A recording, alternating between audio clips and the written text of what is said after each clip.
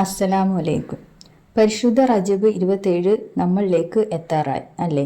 നമ്മുടെ ദുആയ്ക്ക് ഉത്തരം കിട്ടുന്ന ദിവസം. മുത്തനബി സല്ലല്ലാഹു അലൈഹി വസല്ലമയുടെ ഇസ്രാ മിഅ്റാജ് ആകാശയാത്ര കൊണ്ട് അനുഗ്രഹീതമായ ദിവസം.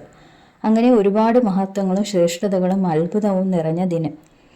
ആ ദിനം നമ്മളിലേക്ക് ആഗതമായി കഴിഞ്ഞു. എല്ലാവരും ആരാധനകൾ കൊണ്ട് ധന്യമാക്കുക, ദുആ ചെയ്യുക. ആരും തന്നെ ഈ ദിവസം പാഴാക്കി കളയരുത്. ഇന്നത്തെ സൂര്യൻ അസ്തമിച്ച രാത്രിയാണ് റജബ് 27 രാവ്. ആരും മറക്കരുത്. കൂടാതെ പകൽ നോമ്പ് നോൽക്കൽ പ്രത്യേകം സുന്നത്താണ്.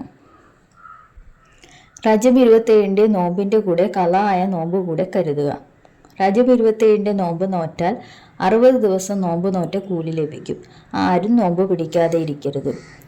റജബ് 27 രാത്രിയിൽ അധികരിപ്പിക്കേണ്ട ദിക്ർ ഏറ്റവും മഹത്വമേറിയ ദിക്റാണിത്.